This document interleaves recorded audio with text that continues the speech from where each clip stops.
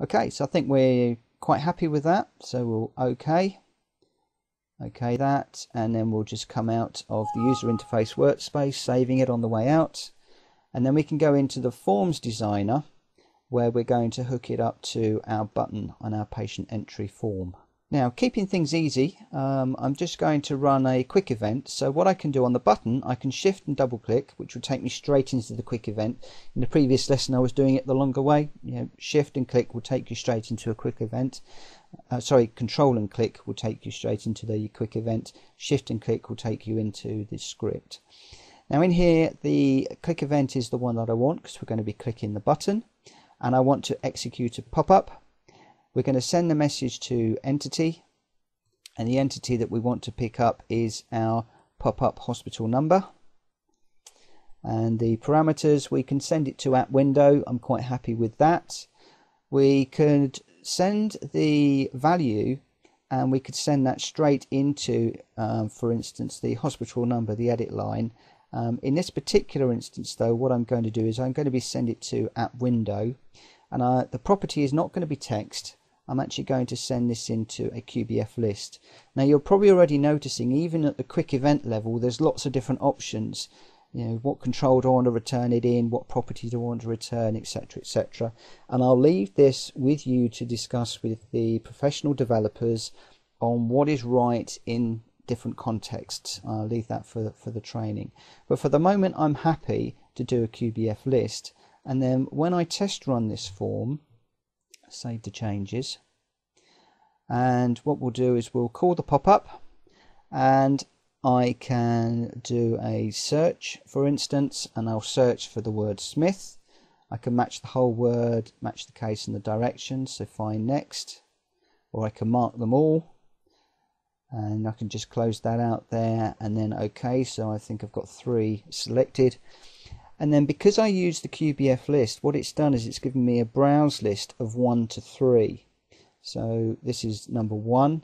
If I go into QBF and next, which is F3, that will then take me to the next one, and then F3 will take me to the next record. So that's just one way of working with calling a pop-up. Now another way is to do it within code, and what I'm going to do is I'm just going to close out of here, and I'm going to go back to the user interface workspace, back into our pop-up. And what I want to do is I want to change the value so that the selection is single. I don't want to enable the user to create this browse list. I just want an individual record because we're keeping it easy.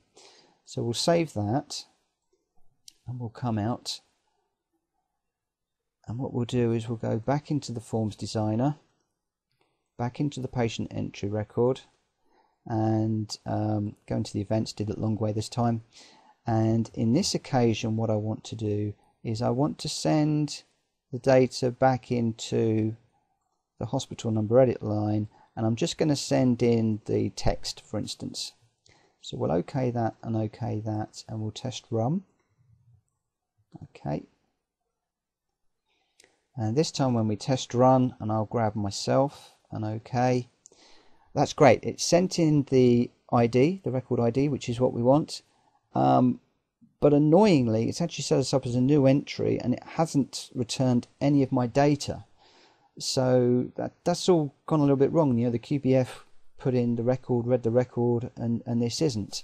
So this isn't exactly what I want to be doing. And there are lots of different ways of interacting with pop-ups and these edit lines. So as I said, make sure you do talk to somebody that knows a little bit more about how to use this in the real world. But what I want to do now is I want to go into the quick events, and I'm going to clear that quick event out. And what I want to do now is I want to put some code into here. So I'm just going to shift and double click, and I've got some code that I created earlier rather than typing all of this out. And I've pulled this in from my archery application. So what we're going to be doing is we're going to launch the hospital number,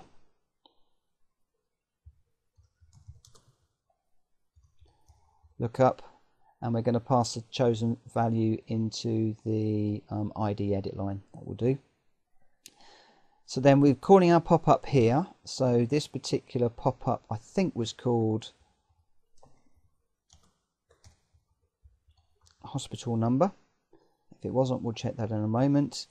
And we are going to be sending it to .edl_id. Now I know that that is wrong, and then what we're going to be doing is sending the call send event to the window to read the record. So I just need to check a few things, so we'll just compile that.